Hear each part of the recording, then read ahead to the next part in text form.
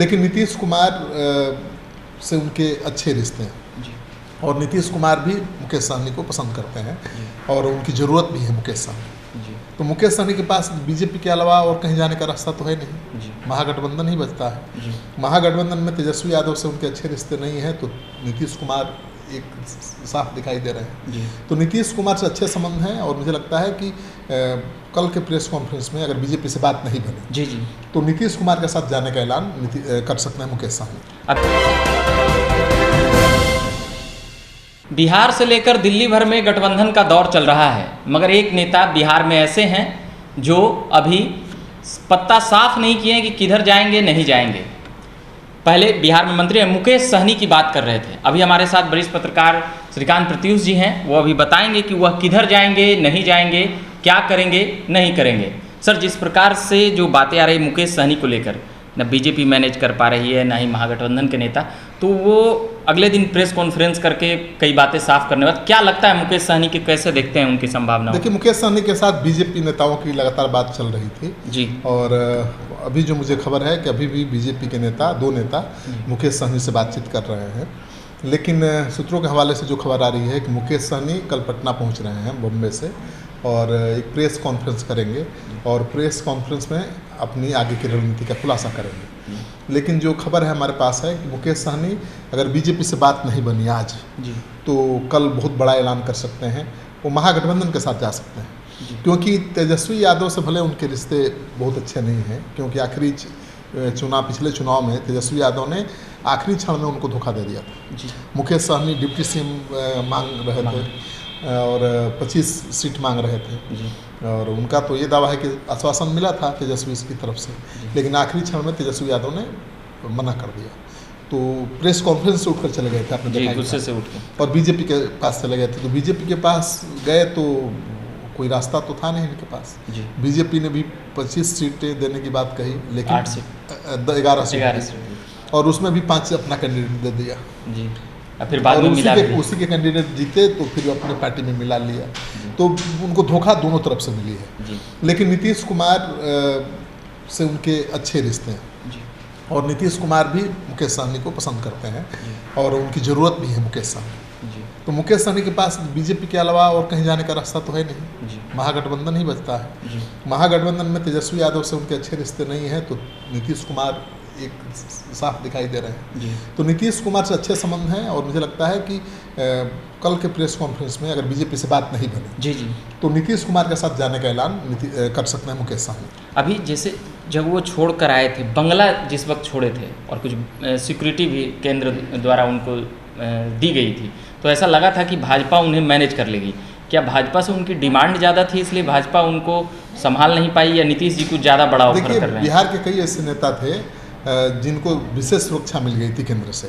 उपेंद्र कुशवाहा को भी मिली थी, आपको पता है जी। मुकेश सहनी को भी मिली थी, चिराग पासवान को भी मिली थी, जीतन राम मांझी को भी मिली थी।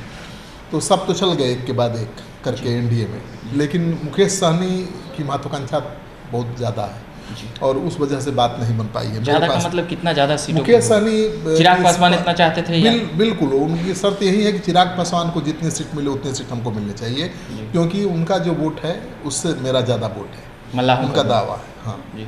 चिराग पासवान के पास 6% वोट है पासवान का, और उनका कहना है कि मल्लाहों का 6 से ज़्यादा फीसदी वोट है। और मुकेश सहनी की पार्टी तो नई है, लेकिन हर चुनाव में उन्होंने अपना दमखम दिखाया है। विधानसभा उपचुनाव में भी अकेले लड़े थे तो वोट मिला उनको। मैंने 2-3 विधानसभा के उपचुनाव में उन्होंने दिखाया है कि वो अगर किसी से अलायंस नहीं भी करते हैं, अकेले भी चुनाव मैदान में उतरते हैं, तो उनके समाज के लोग उनको वोट देते हैं, उनको नेता मान चुके हैं, और इसीलिए मुकेश सहनी अपनी जीत पड़े हुए हैं। तो चिराग पासवान तो 6 सीट मांग रहे हैं, तो मुकेश सहनी को क्या 6 सीट बीजेपी दे देगी? संभव नहीं है। तो मुझे लगता है कि बीजेपी के साथ उनकी बात नहीं बन पाएगी। और दूसरी बड़ी मांग उनकी है निषादों के लिए आरक्षण की मांग। वो कह रहे हैं कि निषादों के लिए आरक्षण का ऐलान करिए। अगर अभी ऐलान नहीं कर सकते तो कोई बड़ा नेता बीजेपी का मुझे आश्वासन दे कि अगली सरकार बनेगी तो निषादों को आरक्षण मिलेगा लोकसभा चुनाव के बाद। तो बीजेपी के लिए बहुत सहज काम नहीं है निषादों के लिए आरक्षण की मांग को मान लेना क्योंकि मान लेगी बीजेपी तो बहुत बड़े नेता बन जाएंगे मुकेश सहनी। मुकेश सहनी को बीजेपी ने ही प्रमोट अर्श पर पहुंचाया था, फर्श से अर्श पर और फिर अर्श से फर्श पर भी पहुंचाया था। मैंने बीजेपी के अमित शाह के साथ हेलीकॉप्टर में मुकेश सहनी पहले घुमा करते थे, जब बिहार में एक्टिव नहीं थे तब, जब बिहार मुंबई से आए थे। जी हाँ, तो उसी समय वो सन ऑफ मलाह के नाम से मशहूर हो गए थे। बिहार में आए, अपनी पार्टी बनाई और बहुत जल्द ही पार्टी को खड़ा कर दिया, क्योंकि मलाहों ने उनको अपने नेता मान लिया। लेकिन सबसे बड़ी बात यह है कि मलाह कंफर्टेबल रहते हैं एनडीए के साथ, बीजेपी के साथ। तो सहनी को किधर जाना अभी फायदेमंद बीजेपी के साथ जाते तो ज़्यादा फायदा होता उनको, इसमें कोई शक की गुंजाइश नहीं। लेकिन जब बीजेपी सीट ही नहीं देगी तो बीजेपी के साथ जाकर क्या करेंगे? और बीजेपी ने जो धोखा दिया है, बीजेपी पर भरोसा नहीं कर पा रहे हैं, क्योंकि बीजेपी ने तो उनको बहुत ठगा है। 1.5 साल एमएलसी दिया, 25 सीट का वादा किया था, और जब सीट देने के बाद आई तो 11 सीट दे दिया, 11 में से 5 अपना उम्मीदवार दे दिया, और वो सब जीते उसी के उम्मीदवार उनको तोड़ के अपनी पार्टी में मिला लिया, एमएलसी से हटा दिया, मंत्री की कुर्सी छीन ली, तो अर्श पर पहुंचाया, फिर फर्श पर पहुंचा दिया। उस बीजेपी पर भरोसा कैसे करेंगे मुकेश साहब? पर बीजेपी की तरफ से यह भी कहा जाता है कि उत्तर प्रदेश में जिस प्रकार से वह बागी तेवर अपनाए थे मोदी और योगी पर सीधे तौर पे हमलावर थे, इसका एक बड़ा कारण रहा। नाराजगी की वजह था कि उत्तर प्रदेश में बीजेपी के खिलाफ उन्होंने मोर्चा खोल दिया था, और अभी भी वो चाहते हैं कि उत्तर प्रदेश में भी, झारखंड में भी, बिहार में भी सीट मिले, बीजेपी कुछ न कुछ हमको दे। लेकिन बीजेपी उनसे बिहार में ही समझौता करने के मूड में है, न तो यूपी में है न झारखंड में है, क्योंकि वो जानती है कि बीजेपी मुकेश सहनी का जो भी है प्रभाव वो बिहार में है। मुकेश सहनी नीतीश कुमार के साथ जाएंगे तो हो सकता है नीतीश कुमार उनके लिए कुछ सीट भी मैनेज करते हैं, बहुत ज़्यादा तो नहीं मिलेगा यहाँ भी, क्योंकि 40 सीटें हैं। नीतीश कुमार की पार्टी है, तेजस्वी की पार्टी है, कांग्रेस पार्टी है, वाम दल हैं, पहले से ही 6 दल हैं, ये 7वां हो जाएंगे।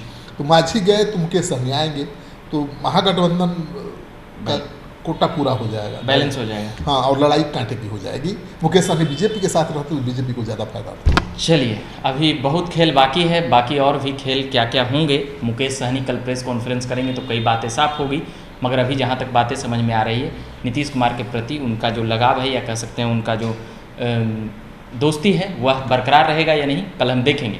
बाकी अभी बता रहे थे तमाम बातें श्रीकांत प्रत्युष सर, अभी तमाम चीज़ें बिहार के गठजोड़ को लेकर। अभी के लिए इतना ही कहेंगे, धन्यवाद।